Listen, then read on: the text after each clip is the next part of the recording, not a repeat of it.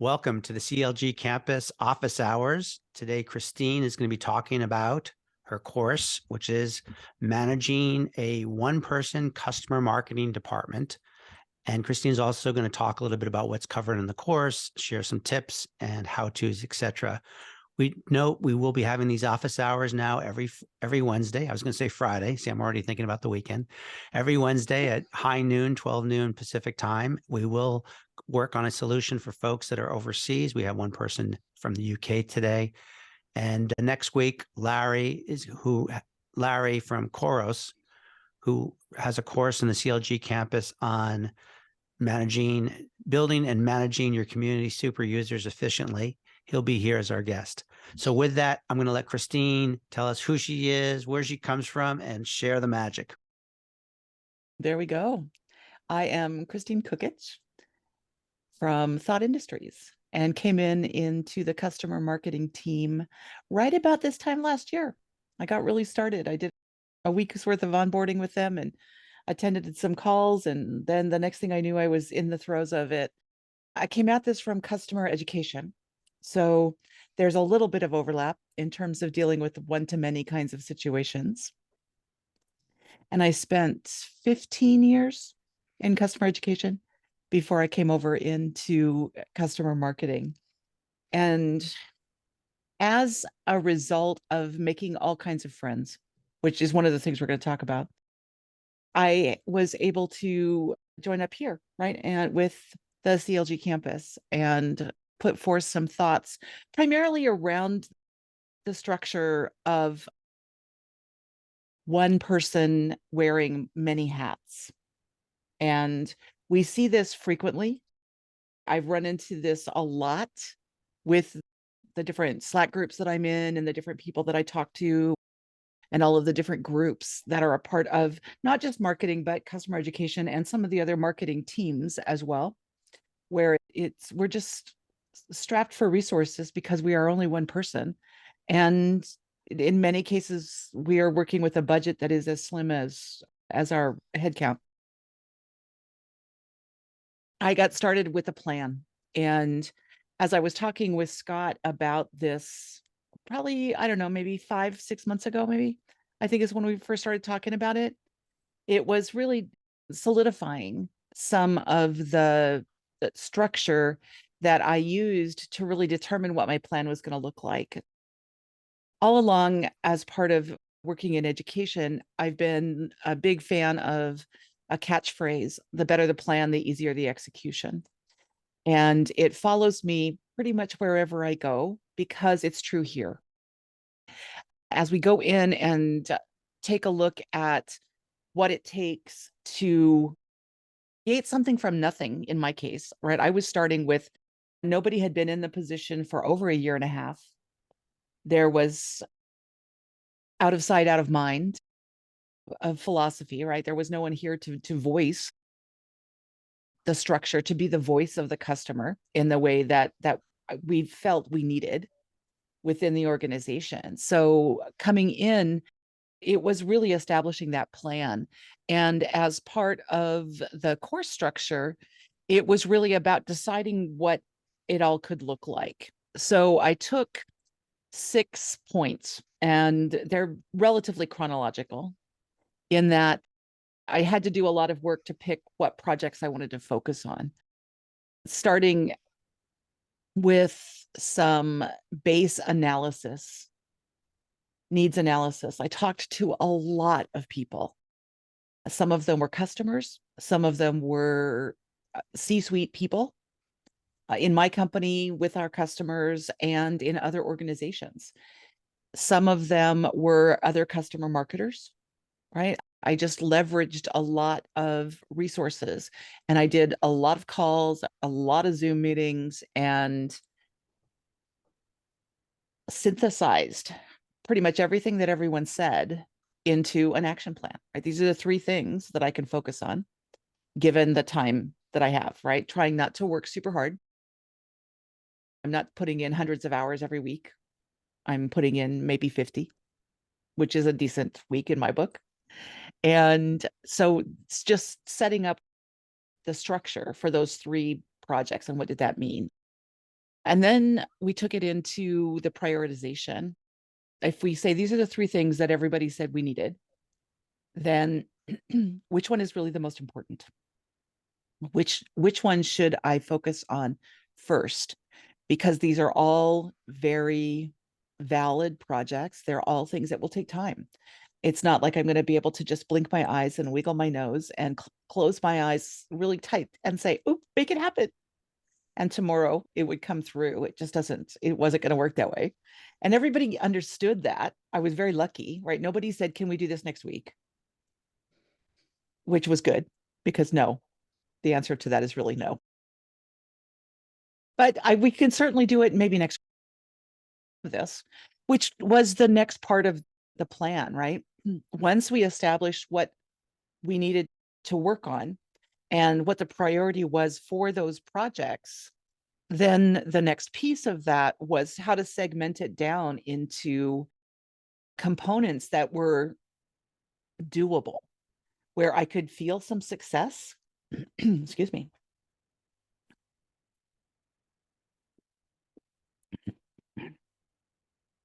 And see that at the end of the week, at the end of the month, at the end of the quarter, we were making progress toward that overall goal that we had set. And the segmentation is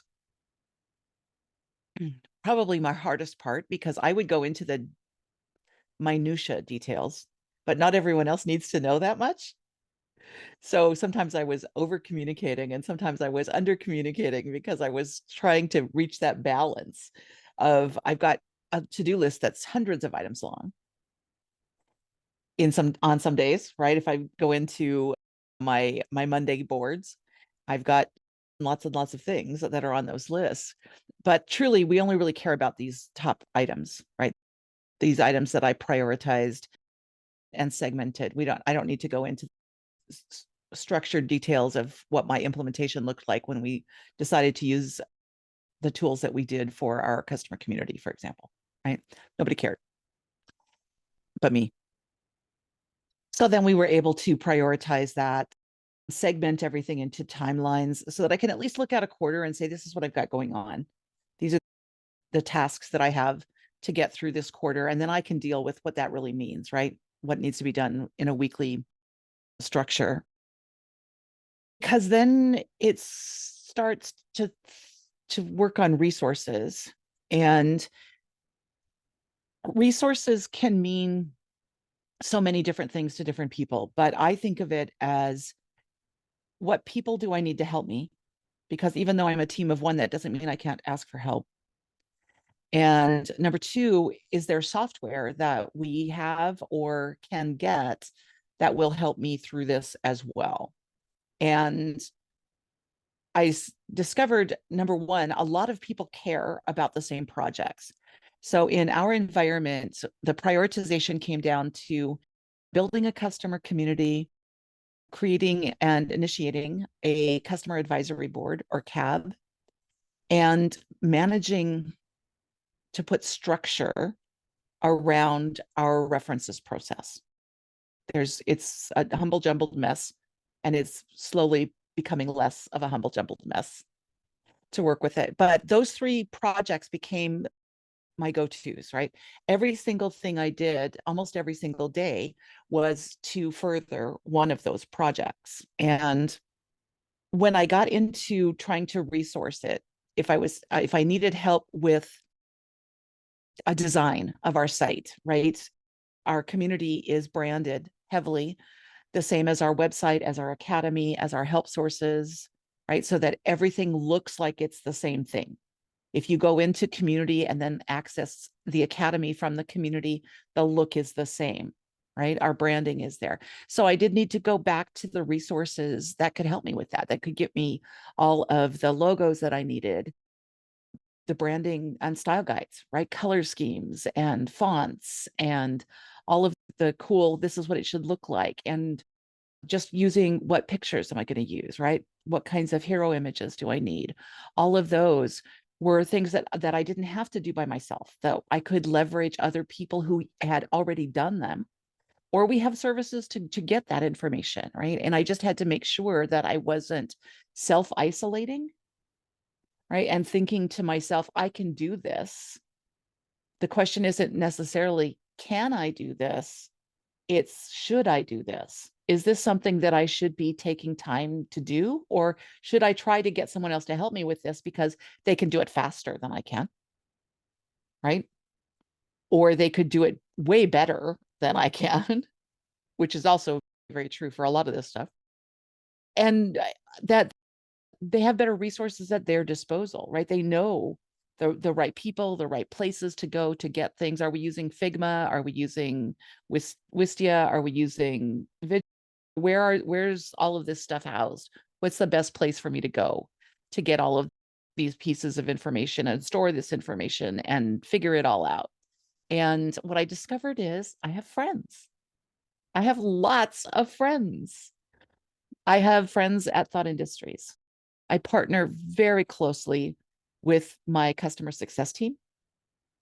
My job is to try to make their job easier in the one-to-many fashion. Education takes on the training aspect of it, but I take on the communications aspect of it.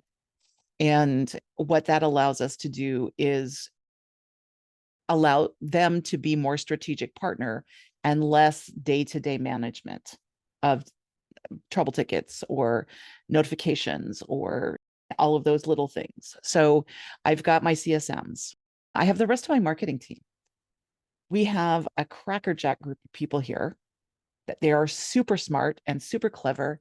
And they have been working with the tools that we have at TI for long enough that I can ask their guidance on what are the tools that I could be using to do whatever it is I'm trying to figure out. So I've got those people.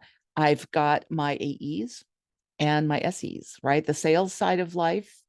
These are the people that I reference frequently for references, right? They're asking me questions about who can I use to reference against use cases, against industries, right? Those kinds of things. But they're also helping me because as they are doing some of the things they're doing, I get to hear their stories. And that can lead me to information and other resources within that I can get at. And so the resources piece, don't self-isolate. Make a lot of friends. And truly the community is huge, right? The customer marketing community itself is amazing in the way that they share. There's I've 3 or 4 Slack channels that I'm in, and there are probably more. And they ask your questions there. People are willing to talk and help with if you're building a community, what does it take? What are the tools? What was your focus? Right? The customer advisory board. I've shared my resources for that. I think I put that in the class. I think I put the links to some of those sources in the course materials. Yep, Scott, right? Where, yeah, that's because correct. I put in a bunch of sites that I used, right, to figure all these things out, and for cabs and communities, because I did a lot of research on those. But those were the resources piece. Budgeting is always a challenge because I came in after they'd already figured out what the budget was going to be for the year. So I was working really with zero budget. The good thing was that the things that I needed to be able to do had been budgeted. They just hadn't been budgeted to me. So purchasing our community software, they had already put that in the budget. It was just owned by another department when they built it. And all I had to do was then own it, right? After the decision was made, which made it really easy because I didn't have to justify the cost. And yeah. And so there was that part of it. And swag. We had a lot of swag already in the budget for different things, and I was just able to leverage the fact that we had it. And we got to tie in a lot of our activities around our customer conference, right? Our user conference, which means that it came from the conference budget and not from my non-existent. So budgeting was important. And as I moved into this year, at the end of last year, I started my budget process the end of September last year, at the beginning of the fourth quarter.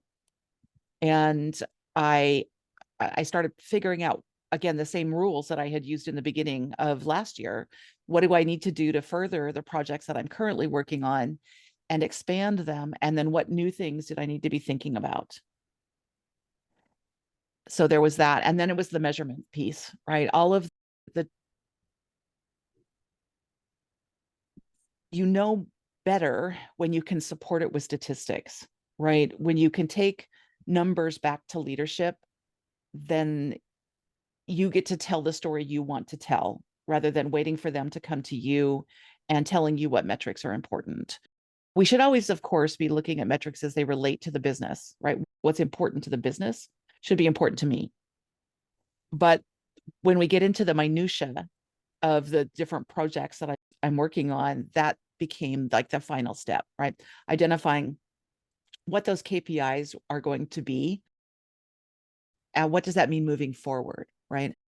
Because everything was brand new last year, my KPIs were teeny tiny little things, right? In some cases, it was, did we get it stood up? Yes or no? And I can honestly say, yes, we did. Every single thing that we said we wanted to do last year, we did. Yes, I was with that whole idea. So there's that.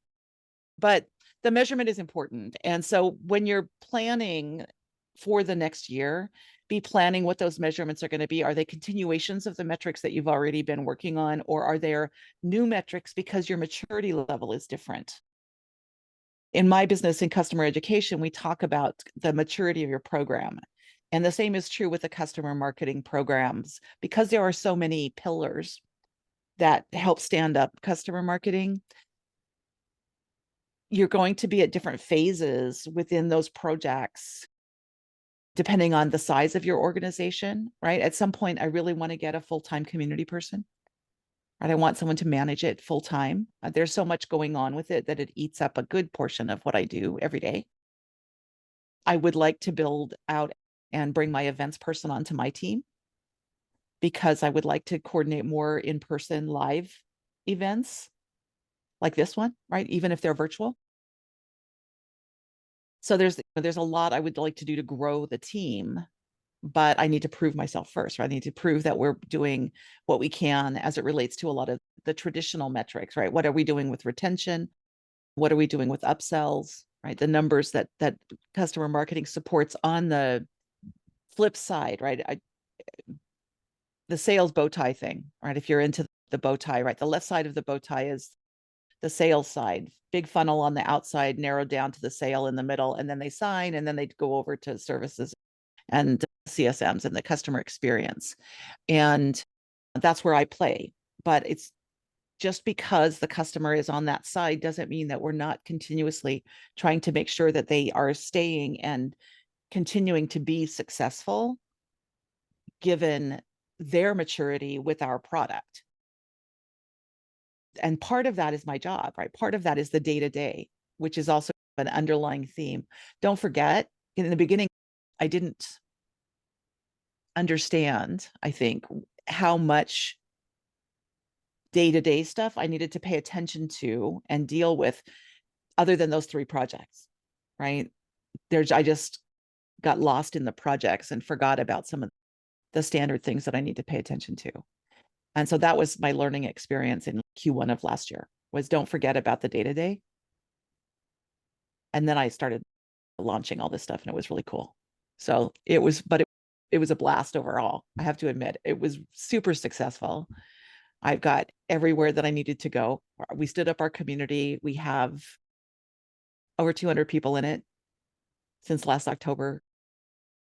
We're seeing an engagement of about 37%, which is decent. I'm happy with that number. It's not as high as I would like, but we ramped up on events this year. I was able to put in many more live events.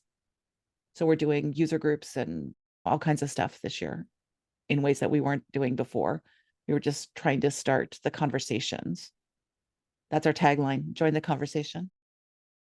And then with our cabs, we did get our first cab meeting done at the end of last quarter. We're going to do a live one, which was a monstrous portion of my budget for Q1. We're going to do it in March in San Diego. And then the references process, I will say was one of the biggest challenges, because I got zero budget for any new toys. So whatever we did, we had to work with existing toys. So it's still manual, but I was able to leverage Salesforce, which is the tool that we use for our CRM. And I was able to build in some fields and get some information populated there that allows us to run a report that will pick out customers that fit the vertical, the industry, the use case. And they can pick it themselves. And then we just give the CSMs. I did the numbers last week in preparation for for the nomination form for the top 100.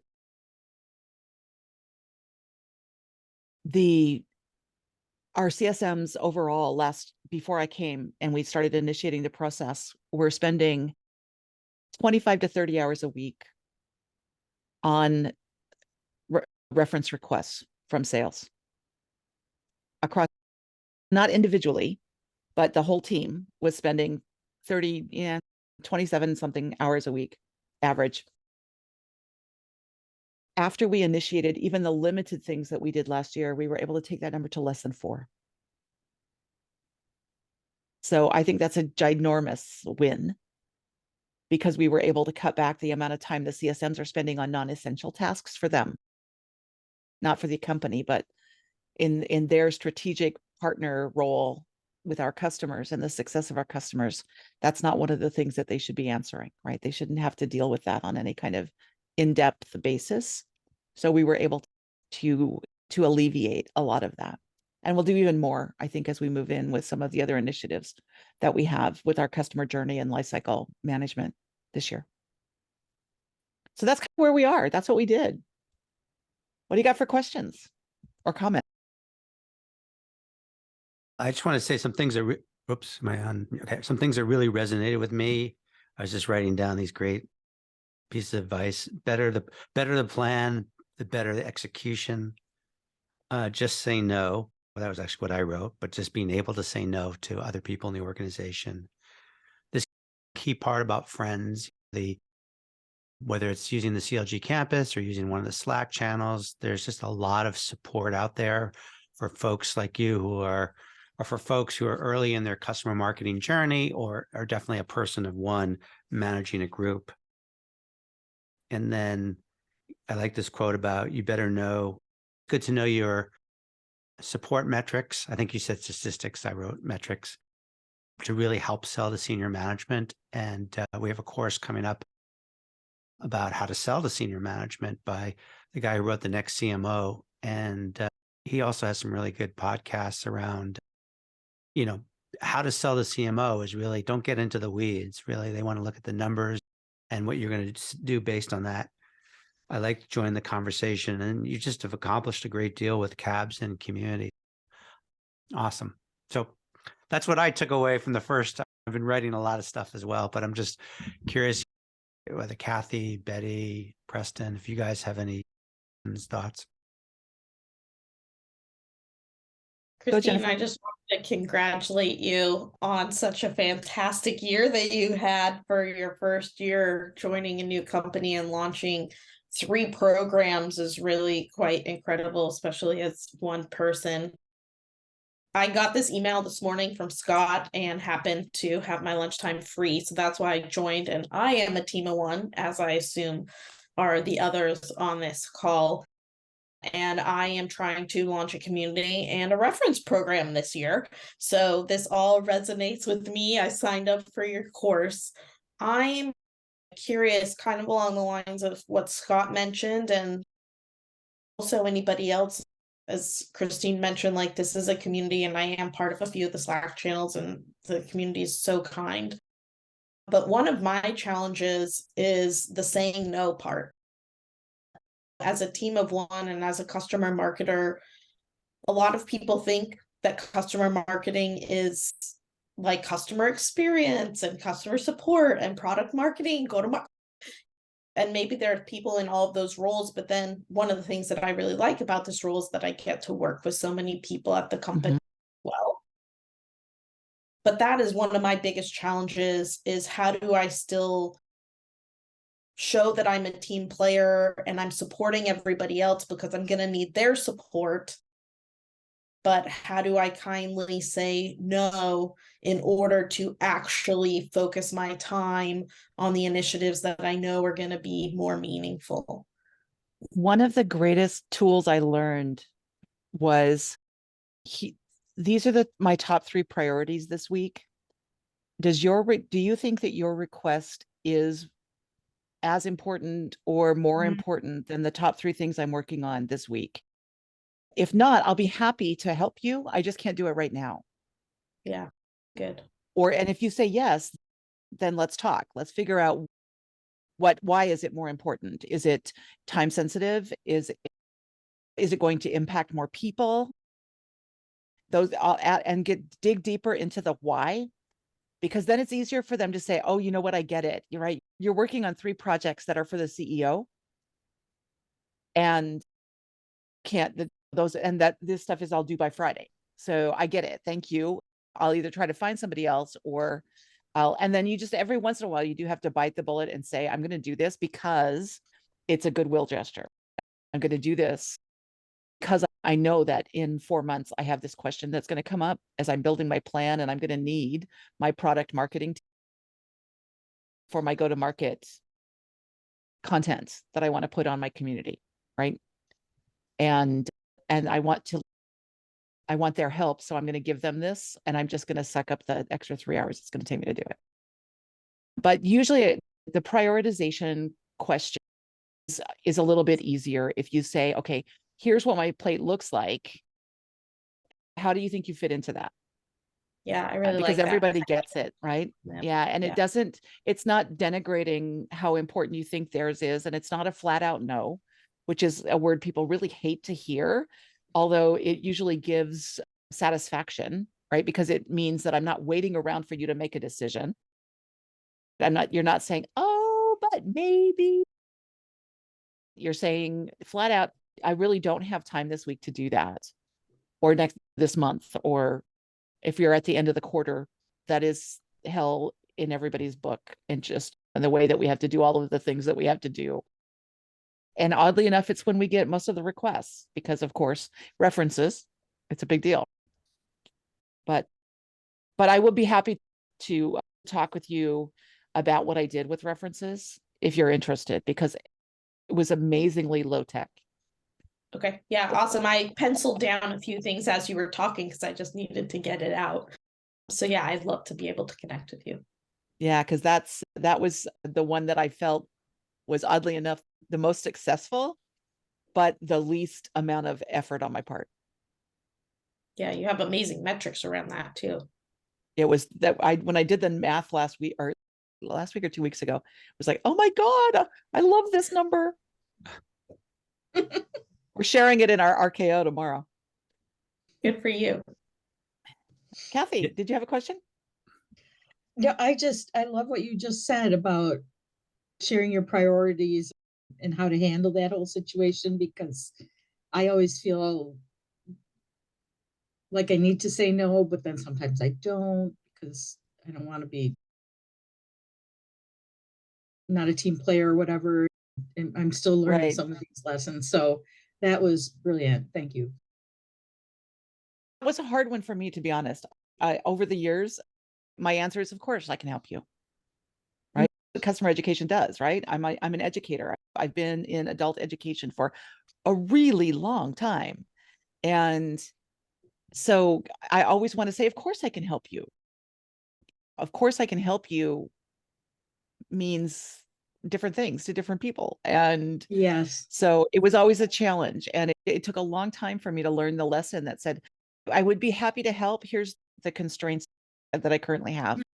And if we can manage to get around these constraints, I will be more than happy to help you as soon as I possibly can. If we need to adjust them, I'm open to that. It just needs to know, because most of the time people don't care if something slips.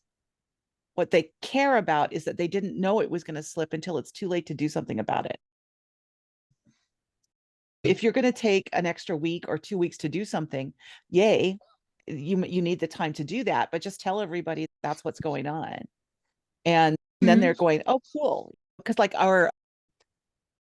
we're opening up ideation through our community product suggestions.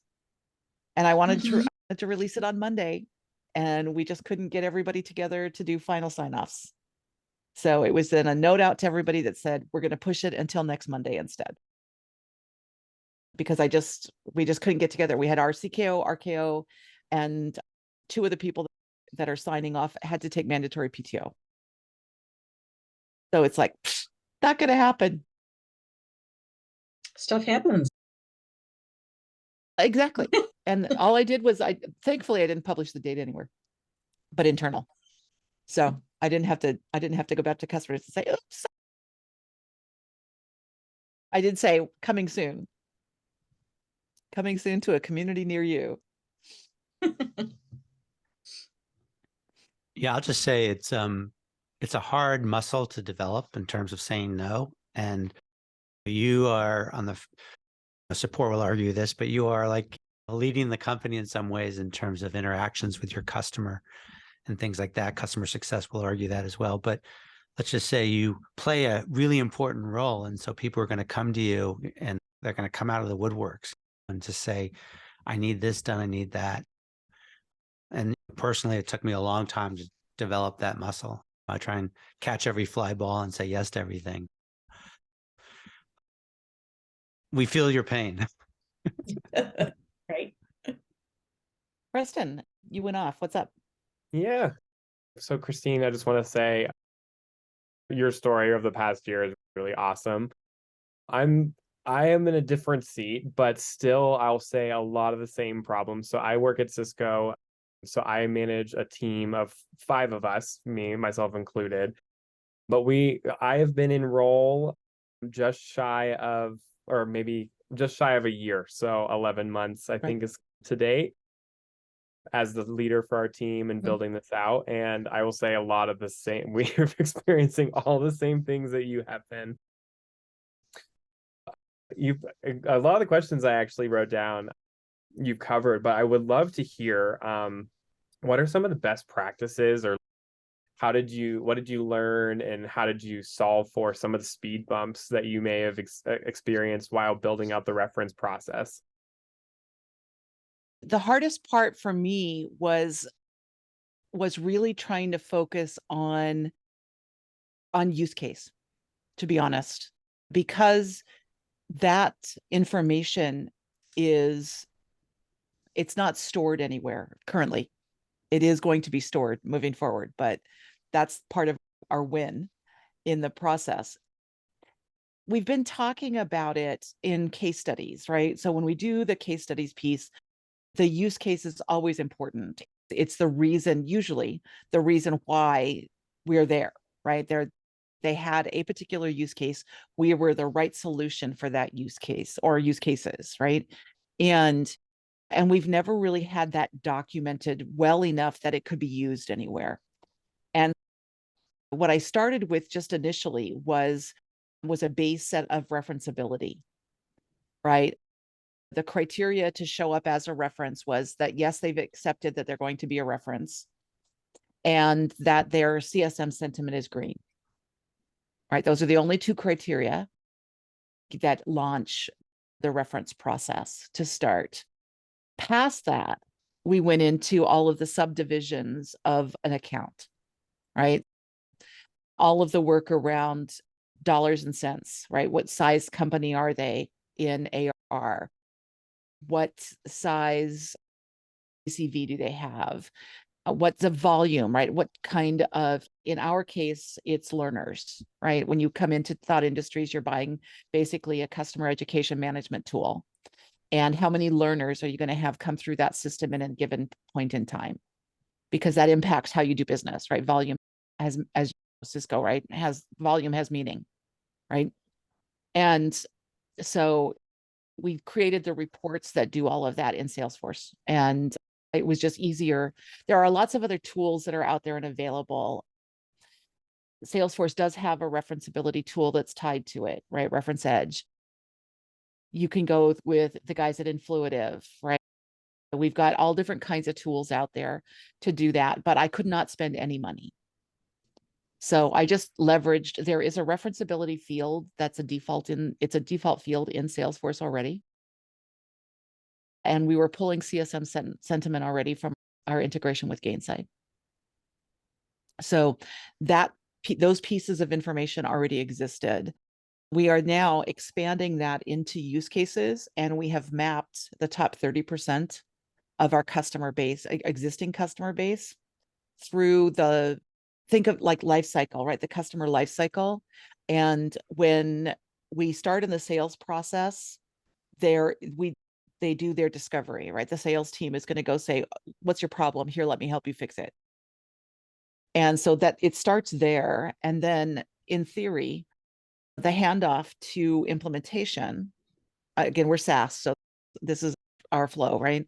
When we get into the implementation, that use case or use cases that we discovered during the sales process becomes the development plan for how we choose to implement the product, right? Because we're going to turn on feature flags based on use case A, and we're going to turn off feature flags based on use case B. And, oh, you need localization. We got to do some extras, right? Because of whatever. And so that we can get the right alphabets available, right? The right fonts available, so that we can do left to right and right to left in language, or we can do Cyrillic versus not, right? Kinds of things. So all of those become a flow now in a way that we've never done before. But that initiative didn't really get started until I was able to get buy-in from the other teams. So we're actually working on that with everyone. My implementation consultants are working on this team. The CSMs are on the team. Our product team is on the team. So we've got players from across the spectrum in our organization, so that everybody knows what part of the life cycle is theirs, right? What they own. And then we can make sure that we're doing things in a way that's going to get a good 80-20, right? My back in software days rule, right? I want to spend 20% of effort to try to get 80% of the return. And I think I think we're there. We're going live. We're prototyping right now. So our intent is to go live with the process in Q2.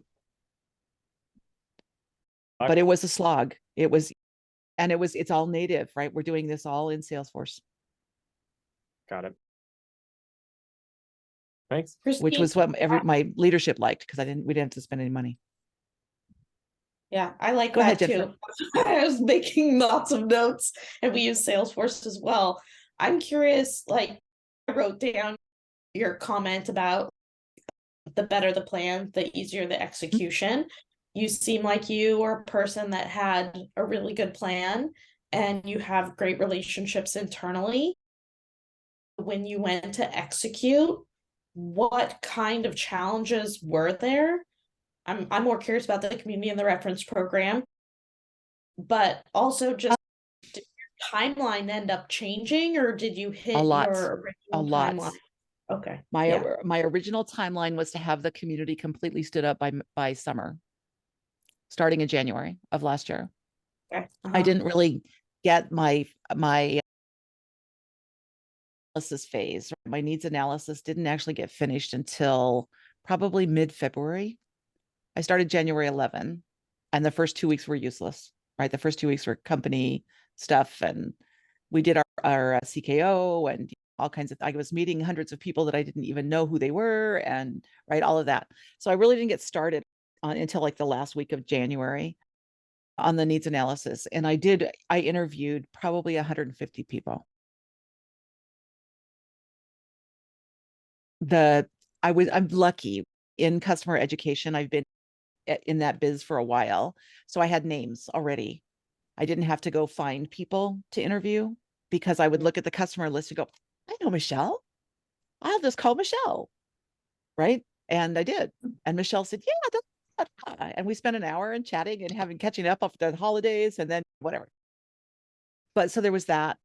And then I actually, connections within the customer marketing community really gave me some leads into other places. And if you have not yet met, I'm going to throw out Pam's name. She was supposed to come. I think she signed up for it.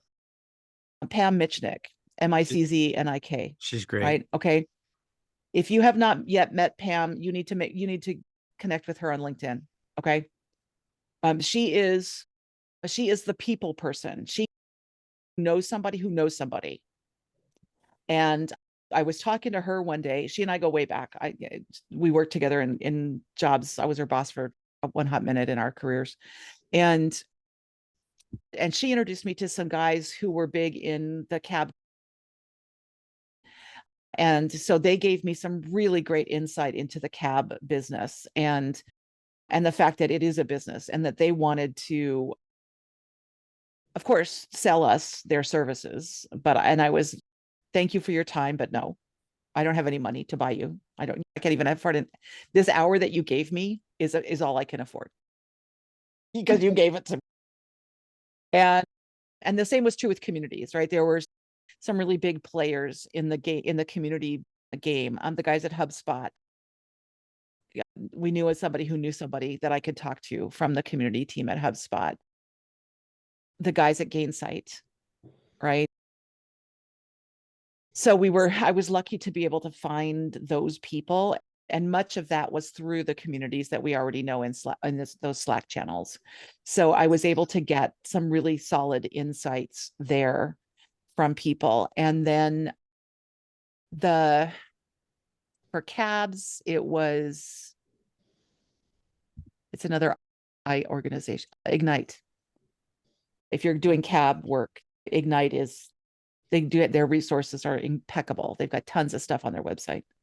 And of course, classes, you can buy into their class structures too, but it's expensive. I'm just, one day I will. How do you spell Ignite? I think it's IGNYTE. Thank you. But they're in that list, right? If you take the course and they're in of references that I provided. And then with the community piece, I was lucky in that I didn't have to make any decisions about where to use community because we had already started the process to purchase Insighted, which is the tool that we're using. And because of that, I was able to, I walked into the final demo from them. And they answered a couple of the questions that I had that nobody else had been able to answer up until that point. We purchased them. And the reason I liked them, Jennifer, is because I could implement them. I was able to build out my production environment in less than 7 days as a solo. Wow. With Nice. with no skills. Okay. I don't know the tools. Granted, software is my biz. I've been in software for a while. And teaching software means that you know where things should be. But the tool itself was not hard. And they are not the only one. So as much as I love them, there are others that are just as easy to work with. But that was a part of my slide in timeline because I thought it was my decision and it was going to be my tool. And I realized that was not the case, right? I'd done a lot of my research with the assumption that this was customer marketing and I was going to be able to just go. And once I realized that I couldn't do that there were more teams that really needed to understand what the process was going to look like, and that my enablement really needed to be better, right? People were so used to being silos that they didn't really understand what this could mean, how this was going to lighten their load at all. And so I had to do a lot of educating with the other teams that took much longer than I anticipated. So we ended up sliding. I ended up going beta in the community in the summer in June. And then I took all of that quarter, June, July, and August, to refine. We talked about what that from the user's perspective. They were all very good about giving me really solid feedback. So I took everything that they said and I implemented it. And I lengthened my timeline. There were certain things I was going to try to get done last year that it was too fast. It wasn't that I couldn't do it. It was that I shouldn't do it. Kristine, So can you, just so I can get a clear picture, can you give some examples of those things people would ask for Yeah, that's basically my question, and how you would implement them.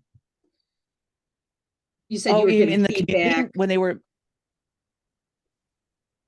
in the community piece? Yeah, sorry. Yeah. So it was,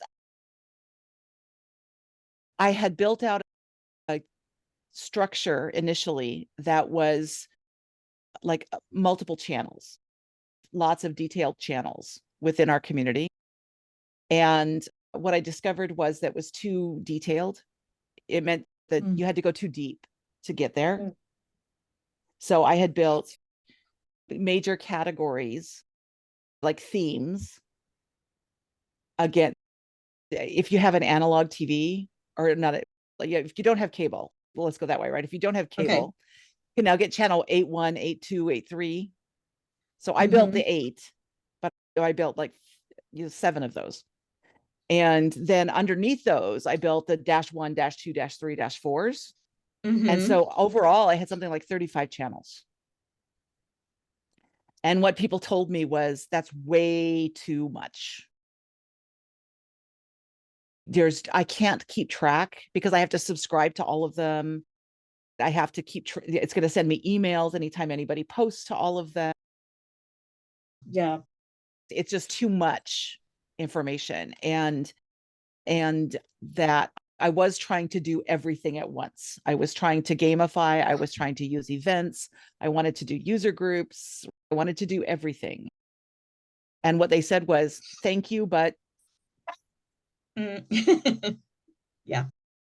And that was pretty much the comment. Phrased it, of course, much more diplomatically. Most of them were anyway. One woman did go, but that was Michelle, and I know Michelle, and I took it for exactly what it was. And so there was that, right? But that was the big one. And then I had to go back and look at my analytics, right? Once I get started on this, what do I want to keep track of? What's going to become the numbers that I think will matter to management and to my leadership teams?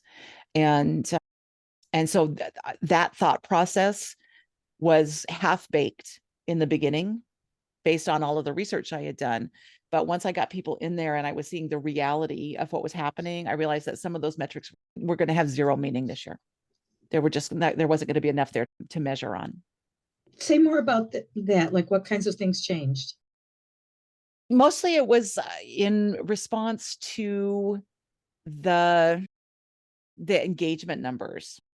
I was really looking at a success rate for engagement that was going to be higher than 50%. In my research, I saw some numbers like that, so that I thought, oh, this is attainable. It's not. I'm not in my situation in the beginning, right? From zero. Some situations you certainly can, and there are people who do on a regular basis. All of those people who have really vibrant communities already, you can see that. But if you go into some, you'll see things like posts that are 2 years old. And that's not necessarily a bad thing, but it's not always a good thing either. And those were the kinds of things that I discovered in that journey, where that I was really trying to do way too much. I'll see if I can dig out my original project plan. Kathy, I'll send it to you. Oh, great. Thank you. That would be really helpful. It was super detailed, and it was huge. I was really going to try to do gamification in Q2 and events in Q3 and preparation to launch for cognition. And it was like milestone after milestone. And then I said, no, really? No, Kristine, no. There is no need to overachieve. Sit back and breathe. So that was the big one. I'll say on our end, it was the same exact situation. We overshot our plans significantly. There's just, I was completely underestimating how quickly I could get those things done. Granted, I said it was going to take 12 hours, and it usually did. I was pretty on in the amount of time it took. What I was off on is how long that amount of time would take to get done, right? So if I said 12 hours, I thought I could easily do 12 hours in 1 week. But what really happened was it wasn't just me, it was having to meet with Jesse, who's in a different time zone, and leveraging people in Jennifer's time zone. We have a Dublin office. And so I only have a couple of hours a day to meet with those people because I'm on the West Coast, right? So it's just it's a challenge for me to get to people in the UK and Ireland at all. Especially because they already had established appointments. They all had that my sweet spot is 7 a.m. in the morning, and all of them had meetings already. So I had to convince them to give me an hour, and which meant that everything lengthened, right? Because I was just underestimating how long it would take me to get those 12 hours actually done. So that was my biggest problem, I think.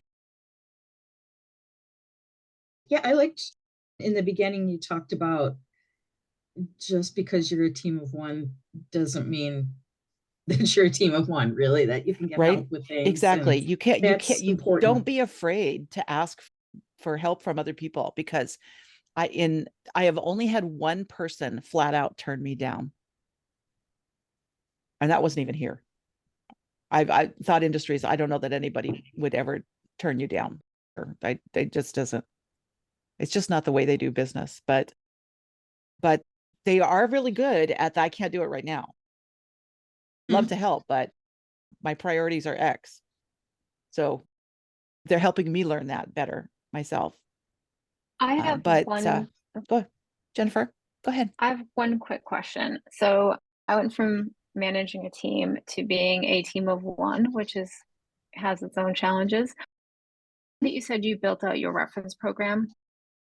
How do you handle the references that you place when there are habitual people who don't actually use the references? That is still relatively problematic in my world. They're asking me for 5 references, and then they don't tell me that they didn't use 3 of them. Yeah. And it's usually, for me, I find it's the same people all the time. I went from a very large company, and I used to have, I called it the naughty list. So if they did it 3 times, I wouldn't place a reference for them for 6 months. I'm at a startup now where that doesn't fly. You can't, there's that would certainly not work in my environment either. But what I have leveraged is we created a user-defined field in Salesforce at the level that shows that we made the request on behalf of salesperson X. So when I get a request from Sawyer, and I will put in at the customer record level, the contact level in Salesforce, I will put in that Sawyer requested this reference on today's date. And at that point, Sawyer can't use that reference again for 45 days. Gotcha.